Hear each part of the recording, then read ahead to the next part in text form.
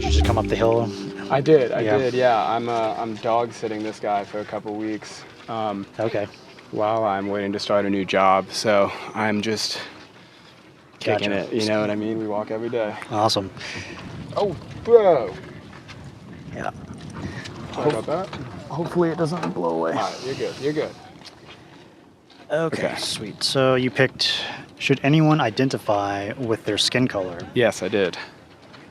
Which way are you leaning? Yes or no? Well, I think, as is probably the case with most of your questions, it's not exactly just a yes or no question. Yeah, for sure. So one of the things, I look at it in terms of, like, where do we want to be? Sorry, you're probably breathing in the mic. Why don't you get down? Where do we want to be as, like, a global society? And obviously we want to move forward from the place that we're at and the places that we've been in regards to race relations. But in order to get there, everybody, it's a global issue. Everybody has to come together to do that. Mm-hmm.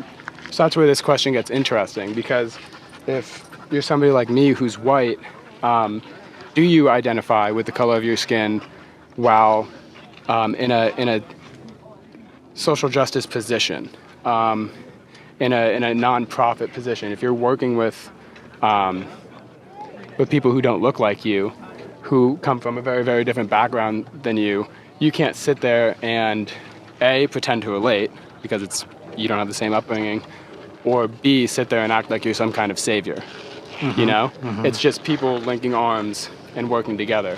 So I think that it's interesting. I think the way that we come together as a global society is through empowerment of everybody, all races, all genders, whatever gender people want to be, mm-hmm. Just empowering people.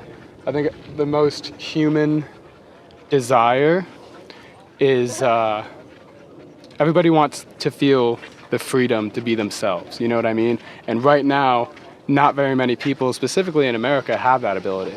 They don't feel like they can be themselves in public. They have to put on an act in order to get by in America, in order to be respected in a lot of cases.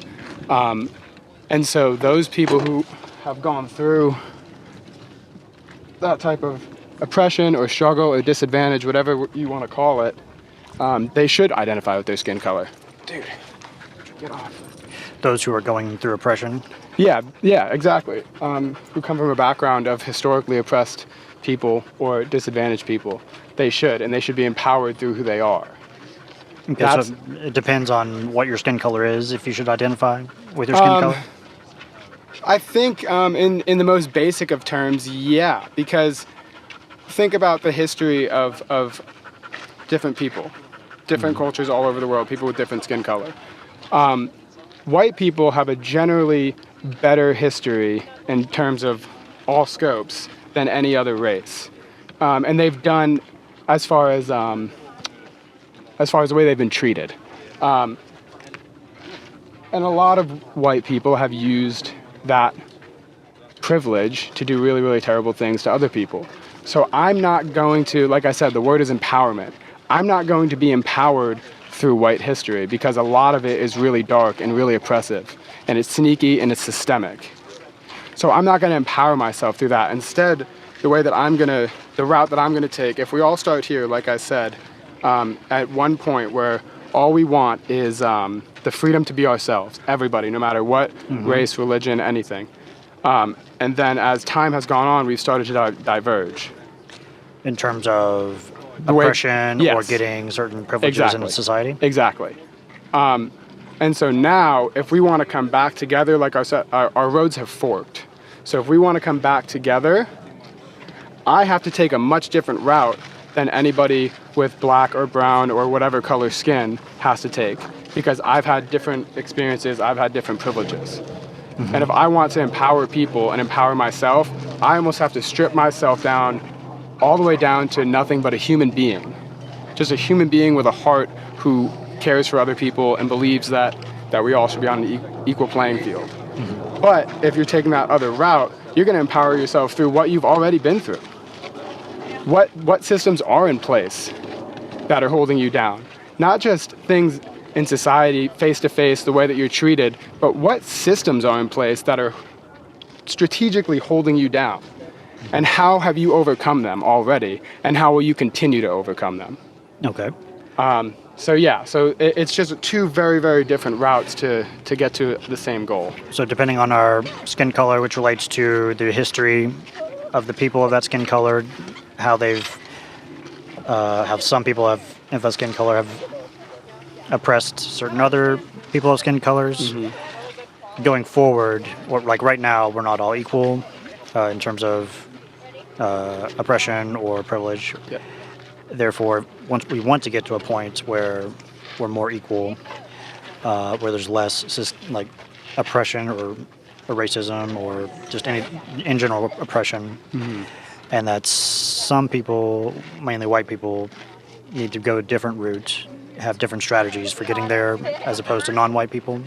In order for us to all work together, I think so. I think we can work together on those separate paths, but I have to be coming from a different place. My perspective is going to be different than that of the people I'm working with, you know? And the strategy you mentioned for white people is just to see yourself as a human being as opposed to identifying as white, as a white human being, a subset of human being. Because isn't that what we all are? You know what I mean? Yeah, just human and beings. Isn't the end goal for us to all be on the same playing field? So white people have it pretty good right now. We don't need to go up. We're just gonna say I want somebody who doesn't look like me to have the exact same opportunity, the exact same experience as me. And that's not gonna happen for a long, long time. I understand that, but it's a long fight because there's a lot, like I said, there's a lot of systems in place that cause for a lot of headaches in this field. Yeah, gotcha. Yeah, you know what I mean? So We probably hit our 5 minutes unless you want to keep going, keep talking about it. I have more questions. Only if you do. Maybe a couple more questions. Yeah. If we could snap our fingers and get to that point where we all have equal opportunity, would we expect to continue to have very similar experiences? And would we diverge again if someone... You mean experiences in terms of the way that we're treated in society? Yeah. If we didn't judge people on skin color and we found ourselves in an equal society... Yeah. Would that guarantee us? Would that make it more likely? No, I could never say it guarantees anything. You know, it's if we can get there. I think the beauty of that society, the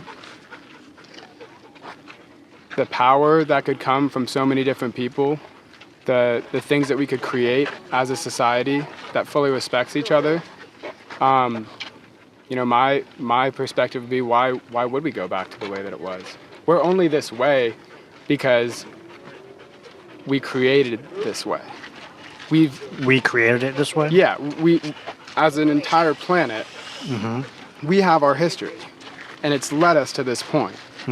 But I think in order to move forward, instead of reveling in the history, we need to analyze it and acknowledge it and make systematic changes to the way that we operate a lot of different institutions in terms of race relations and in terms of all sorts of disadvantaged communities. You know what I mean? It's not just race, it's mental health, LGBTQ communities, like this large scope of people who are disadvantaged.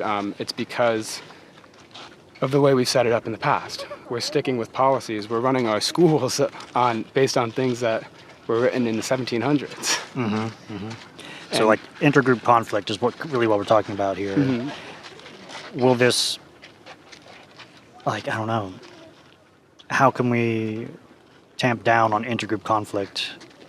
Is it purely up to us in terms of our policies or the way we have society set up?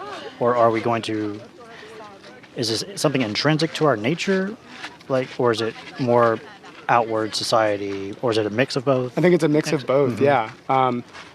I think that the hardest thing to change, in my opinion, is actually the extrinsic stuff, the stuff that you see on a daily basis.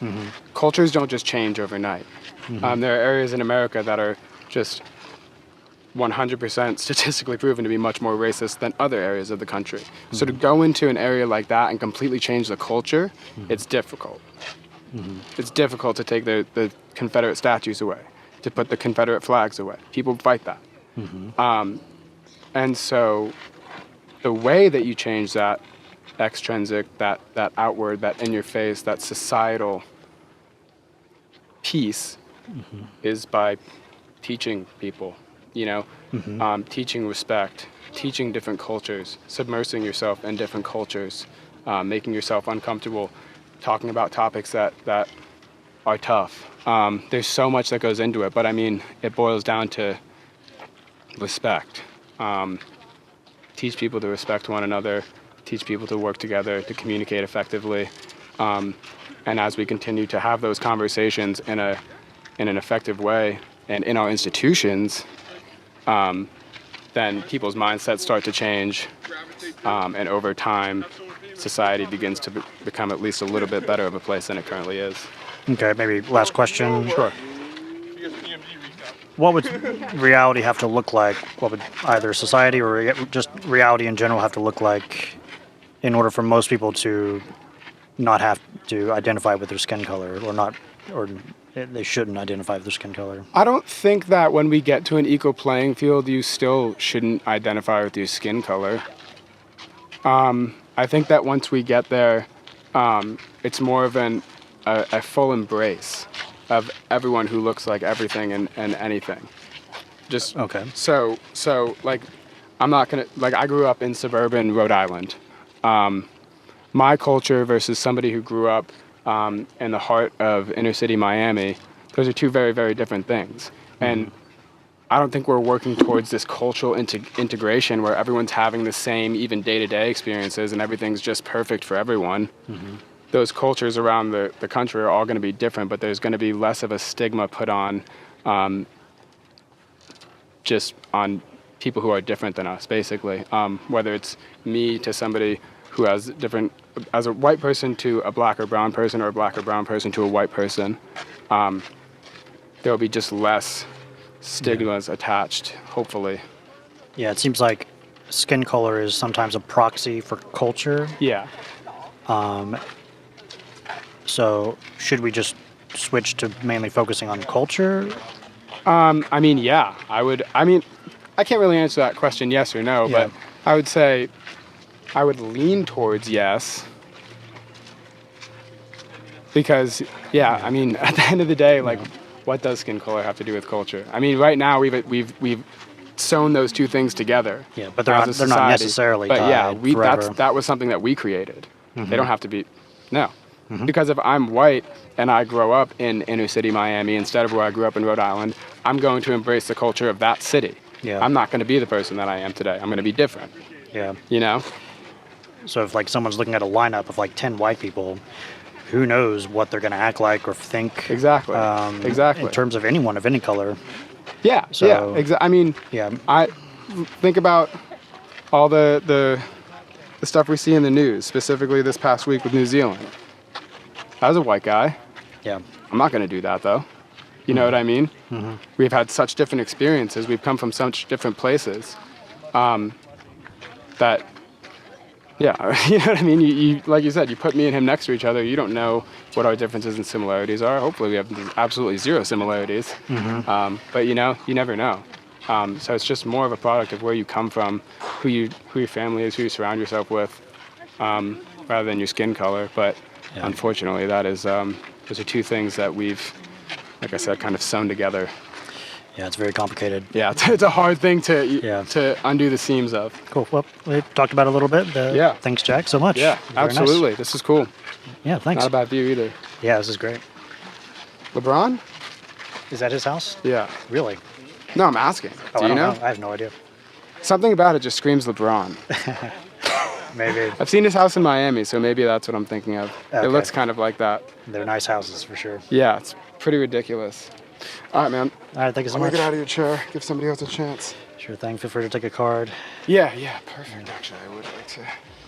Awesome. Cool. All right. See, people hate on the cargo shorts, but I got so many places to put them. Yeah, that's great. All right, brother. Let's do it. Have a good one. You too, man.